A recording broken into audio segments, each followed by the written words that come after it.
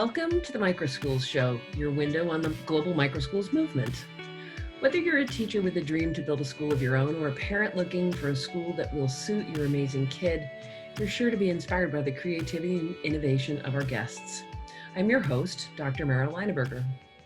The Microschools Show was launched to feature guests from all over the globe who have championed personalized learning for students by building a microschool of their own, as well as to spotlight some of the key players in the microschools movement. Today, I'm speaking with Candis Ogilvie and Annie Friday from Blue Bridge School. Blue Bridge is an independent Agile Learning Center that's located in Grand Rapids, Michigan. It serves families with children ages 3 to 12 by providing self-directed education in an environment that values liberation, social responsibility, and community. Blue Bridge offers both full-time and hybrid homeschool programming. Welcome to the show, Candis and Annie. Thank you. Hi. Thanks for having us. Oh, you're so welcome. Well, let's just jump right in. I'll tell you what I know for certain. People who are starting to follow the show are going to ask this question. What's an Agile Learning Center? So Agile Learning Centers are a movement that focuses on self-directed education, and there's quite a few all over the world. So you can find out if there's an Agile Learning Center near you. It's agilelearningcenters.org. And what we do is it's flexible and it's student-led learning and self-directed education. So Agile Learning Centers provides quite a few different Agile tools that originated in the software development industry and software management. And we have been able to use those tools to create an inclusive and inclusive community in our school. So some of those tools, we set the day, set the week, and have a community mastery board that we use that allows the children to lead the school and really be able to lead their education as well. Awesome. Annie, anything to add about that? Maybe you have a different Candis take. hit the nail on the head. Yeah, I think the Agile part of it is the flexibility and the agility both the tools and the facilitators and the families and students have when they join an Agile Learning Center. So does it mean that there's just freedom to choose what I want to do, or does it also mean that, you know, if I as the learning facilitator started down a path of something that I thought we would focus on during the weekend, nobody was interested in it, that we would stop what we were doing and shift gears? Yes, very unlike a traditional school in that way where, you know, you have a set curriculum and usually some sort of checklist of items you're trying to get through.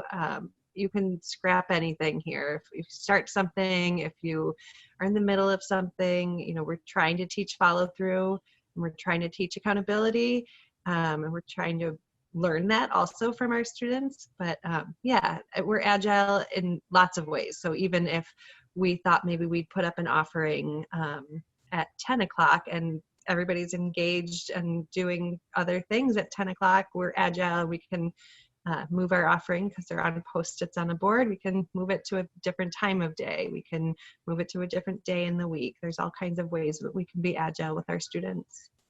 That sounds really nice, because one of the things that I'm hearing from people that's so troublesome for kids nowadays is this ringing of bells and this change, the content in a silo as far as a discipline is concerned, and then children having to stop what they're doing, especially our neurodiverse learners. Really struggle with right now. You have to stop what you're doing, and it might have taken that child 10, 15, 20 minutes to get engaged with and into the thing, and now they're having to stop, get up, put things away, move to another classroom, and it's really disruptive to their cognitive functioning. Do you find like that when you have students who have those neurodiversities that they really thrive in an Agile learning community? Yeah. They're able to, you know, get started and focus on things that they're interested in, which is so important. So, you know, there's lots of ways to learn math. There's lots of ways to learn reading, and within the context of their interests has been really supportive for those kids. And then also just to be able to work for as long as they want to work on an interest. So if they're really, we have snap circuits out today, and we had the kids working on them almost all day. So we didn't have to stop and tell them, they need to stop doing that and come eat lunch, or they needed to stop to, come to our meeting. We just allowed that to naturally unfold. So tell me a little bit about snap circuits are. It sounds like it's like an engineering play kind of a design tool. Yeah, it's little circuits that they can put together that work with electricity. So they can do all different things with the circuits, like make sounds, music. We have a little fan that goes. So it was cool today because some of the older kids that had already mastered the circuits, they got to teach the younger kids how to put those together. So I was just going to ask you what a typical day might look like at Blue Bridge. So it sounds like you maybe have a morning meeting. Why don't you tell us a little bit tell us what a typical day looks like, and then maybe contrast it with what today looked like, because it sounds like maybe today was a departure day where you were a little more agile. Every day is agile here. Every day, no 2 days look alike. With the Agile Learning Center model, we have about 25 kids maximum on any given day. So 20 to 25 kids. We've split them into 2 groups. So we have a younger group of learners that we call the Roots program, and the older group of learners, which is called the Branches in the Agile Learning Center model. And our Roots, it's about age 3 to 5, 6, 7, really depends on the learner and their choice. And then again, that same age range, 5, 6, 7, up to our oldest learners are 12. So we have individual morning meetings to start the day with each group, and they just set the tone for the day. We talk about the offerings. So instead of classes that children are required to attend, we call our programming offerings. So students may create an offering and post it. Facilitators might. In a typical year where COVID isn't, preventing visitors and things like that, we would probably have more families and visitors in to create offerings, and those are on a board. So we would say maybe like we'll have snap circuits out at 10 o'clock today. Anyone can join, and it's offered, it's not required, and anyone can join. So we highlight those during the day. Some kids plan out their days a little bit more than others. Some kids just kind of hear what's being offered and take it into consideration and move along. There's usually a community aspect of the meetings where we share something fun, something silly, share stories about our own lives. It's really student-led, again, even in those meetings. It's not an adult-led meeting. And then from there, the Roots group, it really looks like a typical play-based childcare center. So if you've ever seen, a really authentic play-based childcare center where kids can take themselves through the day and through centers, through activities, they go to blocks, they can make a mess with blocks, and there's not an adult there telling them when blocks is over, when blocks need to be cleaned up, when whatever they're doing is done. And the same even with our morning meeting. We do it early enough where kids want to come, and nobody's play is being interrupted for a meeting, right? It's the same as an adult. If you're in the middle of a great project and somebody's like, you have to come to the boardroom now, it's frustrating and annoying and not productive always, and things like that. So as far as the Roots go, that's what we do. We've got a lot of great outdoor space here. We can be inside, outside. It's really a nice thing to see the kids taking themselves through their day. It's a little bit of a one-room schoolhouse because we have one room with a couple of rooms off. One's kind of a messy art room. One's more of a open space that can be used for quiet, find a quiet space to sit and read. Otherwise, it's also our meeting space and our quiet space when our younger group needs to have a little bit of meditation and reflection in the afternoon to slow down and catch their breath. A few kids fall asleep then. And then the big kids group looks a little bit the same, but a little bit different. So it sounds like to me, Annie, you're the leader of the young kids group, and Candis, you're the sort of chief learning facilitator for the older kids. Is that right? Yeah. Yeah. Well, so how does it differ for the kids who are older? I mean, how does a kid transition out of that I'm allowed to do whatever I want to do and to play into something that I'm guessing is a little more, not necessarily academic, but a little more learning oriented and less play, not less play, but I don't know how to describe it. I'm guessing. Yeah, so I think, with the roots group, it's definitely play-based, and then as they move into the branches group, it's self-directed education. So when we look at self-directed education, it's this concept that education is not just happening at school, it's everything you're living and learning through life is part of your education. So once they feel they're ready around ages 6 to 7, depending on developmental level, they move into the branches group, and that's when we're just focusing on specific interests. The offerings are a little bit more academic, maybe have more writing or more reading or more math in them than the play-based offerings did, but it's still the same kind of rhythm to the day. And we do try eventually to be more out in our community. One great aspect of self-directed education is using the community as our education. And so being out into the community, exploring the community, having community members in speaking with us and working with us. So we look at, we don't have teachers here, we have facilitators, but also specialists in the field. So we have, when we focus on coding, we have specialists come in to teach us about coding. When we work on art, we have real artists who are coming in to help us with art. And, but again, the children still get to choose whether or not they're participating in it. It sounds like a lot of fun, and it sounds like there would be lots of investment on the part of the community into the work that you're doing. Do you find that the average parent in Grand Rapids gets what an Agile Learning Center is and is excited for their child to come there as opposed to the free, public school?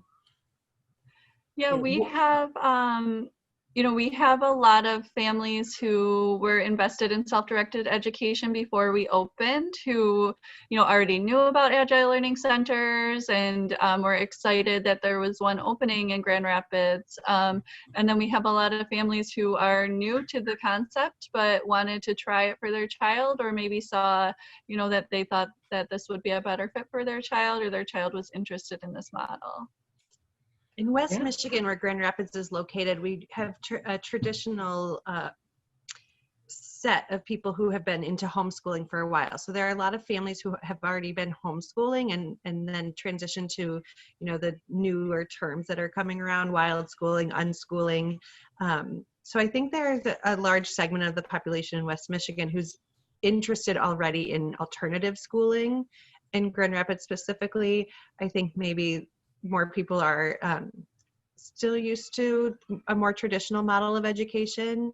But again, I think that with this pandemic shaking things up so much this year, there are a lot of families kind of asking themselves new questions about the education choices they have for their families. So we've fielded a lot more questions about what the options are, not just even our school, but what other education options there are aside from traditional school models. Yeah, I'd be curious, do you have a sense of how many of your current students came from being homeschoolers to wanting to be part of your community, and how many just made the transition out of, or you probably had some young learners who just came straight in, and then a portion, maybe a small portion, I don't know, that came out of a traditional school setting. Do you have a sense of that? Yeah, for the older kids, because we do have, the younger learners haven't entered school yet, or maybe they were in a child care and this is more new to them. The play-based model is new to them. For the older kids, it's about half and half, I think. Half came from a traditional school, half were homeschooled, half are still homeschooling, maybe coming to us for a few days a week. Okay. Yeah, it seems to me, I mean, I'm seeing this with many of the other micro schools that a family who has thought through potentially or actually doing homeschooling. And I mean, not just the pandemic variety of monitoring remote learning from their public school, but actually taking charge of their child's learning or considering doing it, has already jumped some of the hurdles that a parent's brain has to go through, I think, to say, just because it's free doesn't mean it's the right choice for my kid. Just putting my child into the public school, that maybe my child needs and wants something different, or maybe I want and need something different for them as well. And having this kind of freedom to explore and learn at your own pace seems so much kinder and gentler.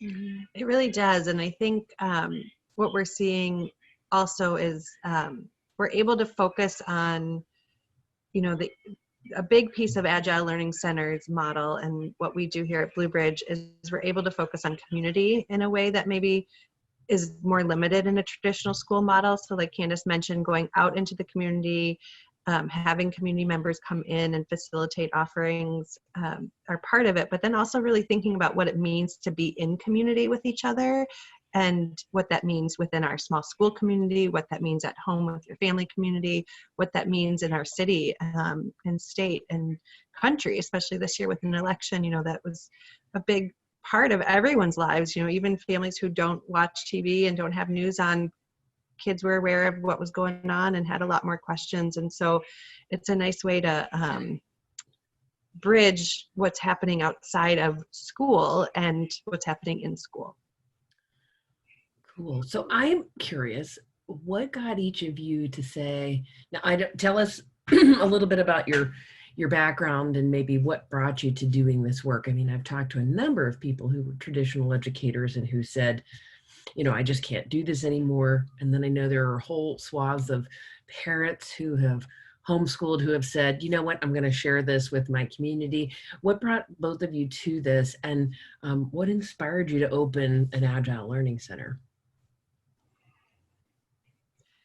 So my family moved to West Michigan about 4 years ago, and shortly after Candis and I met, we met because we both use practices of yoga, mindfulness, and meditation in our teaching practice. We both are traditional educators, and Candis used it with students a lot in the classroom, and I used it a lot with training teachers. And so we hooked up and did some workshops for educators, and really enjoyed that. And we just have these conversations about what education looks like today and what it looked like about 20 years ago when we got into the field, and the changes that have occurred, and the academic focus and the limitations and restrictions put on kids, and just knowing that we wanted to see a different educational landscape for our family, our families.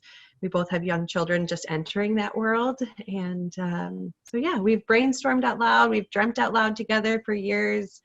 And Candis is the person who makes things happen. So she called me in March, just after the start of the pandemic, and it felt like a really easy thing to say yes to, because who knew what tomorrow brought in a totally new way. So, yeah. Well, Candis, tell us more about what, so what did it take to just in March say we're opening a school to your friend? Yeah. Well, I'm really happy Annie said yes, because I don't think I could have done it by myself. I'd probably still be sitting in this empty building just wondering what to do. But yeah, I came from I was a public school educator for quite a while, and then I wanted to try out educating in charter schools, so I tried that, and just came to realize that there's not, the reform is, I think that there's more recreating than reform, so we really want to recreate something, and hopefully bring it to public school educators as well. But yeah, I think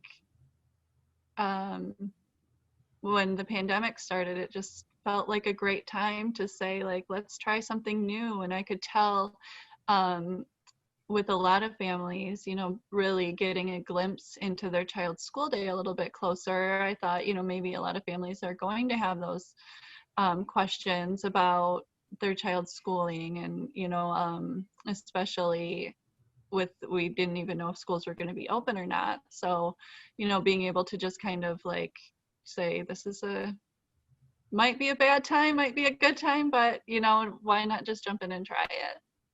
And Candis really had the ball rolling last winter, pre-pandemic. Mm-hmm. And so I think that's what made it really easy for me to say yes, is because some of the bigger pieces of, formulating a business were already there. And so it seemed a little less daunting. Just even some of the administrative red tape kind of things were out of the way when Candis brought it to me and said, okay, we've talked about it for years and I'm ready. Are you ready? Yeah.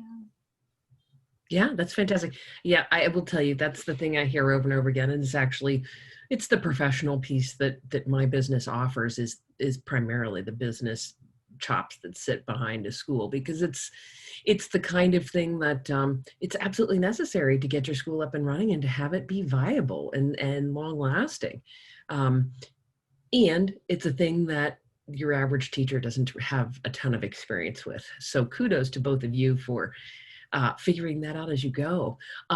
So tell us a little bit about, are you guys functioning? A lot of people have been talking a little bit about how they're dealing with the pandemic and having their micro school open.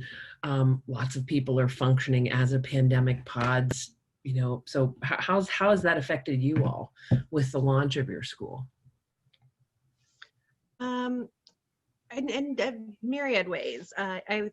I think you mentioned earlier that there are some families who are suddenly feeling like they're homeschooling, whether they're just monitoring virtual or remote learning at home, or they've truly stepped away from their learning model.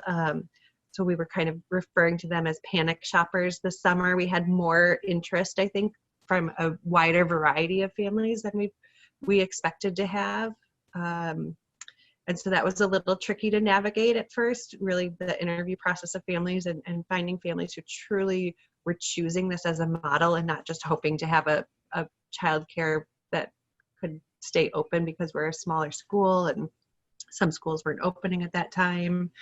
That, as far as the day-to-day education piece goes, it is exhausting because of the, I say it's like having a radio on in the corner with just static, the white noise, it's kind of always there and you can kind of forget it's there, but it's driving you crazy because you're always thinking about where people are in proximity to each other. Are they wearing their masks? Are they washing their hands? Have, things like that. And an early childhood educator, singing and breathing exercises are big parts of our day. And it's probably not the smartest thing to get a group of 16 kids in a circle and, doing like horsey lip breathing where they're going to be spitting all over each other. So little things like that have been limiting as far as the pandemic and draining, a lot more cleaning, a lot more thought to who's sharing what toys, things like that. But as far as the actual school process goes and running the school, a few differences as far as administrative hoops to jump through. We are in the space of a church, so we have kind of what were their Sunday school classrooms and their fellowship hall. That's been advantageous for us because the church is not meeting in person, so we get a little bit more free reign and it's not as much of a shared space. It's more of our space this year, which has been nice, especially in year one, to settle in and spread out a little bit. Mm-hmm. Missing anything big? No. Yeah, it sounds to me like your families are like many families who are participating in micro schools, that they're taking it seriously, so they understand the very precious resource they have in having childcare, and not just childcare, but having childcare that's really tending to their whole child, and that in order to keep it to keep it open and keep it safe, they have to commit to being part of a pandemic pod and following strict guidelines and making sure that their family stays healthy and so that the school can stay open. because I mean, we're just seeing, on this date, we're recording today's December the 2nd, 2020. Just last week, I think New York public schools closed, and then they reopened this week. There's just this up and down and up, open, closed, depending on new cases showing up, or the pressures being placed on families and the burdens placed on families to keep their kids going. I know it's a real struggle. It sounds like you guys are really sheltering the children for the most part from a lot of the challenging stuff. Yeah, I think so. And I think you're right that we recognize that it's a privilege that we get to meet in person, and our families recognize that it's a privilege that we get to meet in person. And again, it comes back to that aspect of community being central to everything we do here at Blue Bridge, and being able to really come back to that when we're talking about families. And some families have different views on things like mask wearing, but when it comes down to it, we're talking about being in community with each other and how we can be best community members. And we talk about trust and respect a lot with the children, among the children, with the families, and it comes down to trusting and respecting each other. So I'm curious, how'd you guys come up with the name Blue Bridge, and is there anything significant to the name of the school? There is a bridge in Grand Rapids called the Blue Bridge, and it's kind of one of the historic landmarks in Grand Rapids. So that's what we're named after. It's also a pedestrian bridge, and they host a lot of community events on the Blue Bridge. It's a gathering spot. People love to take family photos on the Blue Bridge. It's a really nice indicator of both the city, the history of the city, and the community. That's awesome. So one of the questions that I typically ask is whether or not either of you have seen any other schools in Michigan or beyond, small schools that we should know about, that parents should know about, that we should, reach out and learn more about as part of our interview series. One of my favorite schools, and I'm biased because I came from there before my move, is in Jackson, Wyoming, and it's Children's Learning Center. It's a wonderful play-based, Reggio-inspired learning facility that typically has served early childhood, and they've had to pivot this year, and they've taken on school-age kids, and it's been nice to be able to connect with them through the process to say, what's going on with you guys, and how is it happening now that you've expanded your age range? I taught and worked with, middle schoolers a long time ago. It's been a few years. So it was that was one of the biggest shocks to my system. So it was nice to have another place that had been specialized in early childhood and expanded their age range to commiserate with and share triumphs and joys as well. Awesome. Anything else in Grand Rapids that you guys know about? It doesn't have to be another Agile Learning Center or anything like that. And it doesn't even it can be any kind of small school, because part of what we're trying to get parents to realize is that there's more out there than you may realize. Yeah, there are definitely programs here. I think there are programs that we've heard of that or worked with that both offer homeschool learning opportunities and enrichment opportunities. Strong Roots is a wonderful nature program that I was fortunate to work with for a few years. Creative Nature Academy is another one. There's another new school that's more of a freedom school, aligned with some of our values, and I'm blanking on the name of it right now. Mm-hmm. It may be the MLK Freedom School. Yeah, I think so. There's definitely some movement towards more of the small school, less traditional model around here, but not much. Yeah, I think we both have been. It sounds like there's more opportunities for people, to be creative and to come up with alternatives that would work for kids. So, man, I'll tell you what, every time I talk with somebody, the 30 minutes just seems to fly by. I'm curious, are there any last things that you want people to know about Blue Bridge or about microschools or about self-directed learning before we wrap up? No, self-directed.org is a great place for resources on self-directed education. Awesome. Other than that, It's a bit of a wormhole, you know, like you could start off a little hesitant to the idea that children can be in charge of their own schooling and learning and education process, and then you fall into it and you realize it's just amazing. It's really amazing to watch children feel the autonomy over their own learning. Fantastic. Well, thank you for joining me today. For our listeners, if you would like to get in touch with Candis and Candis and Annie, sorry, ladies, I welcome you, or I encourage you to go visit their website, which is www.bluebridgeschool.com. Thank you for listening to today's show. And if you'd like to be a guest or to talk about your work in the microschools movement, please reach out to me at mara@microschoolbuilders.com to set up your interview. And until next time, be well.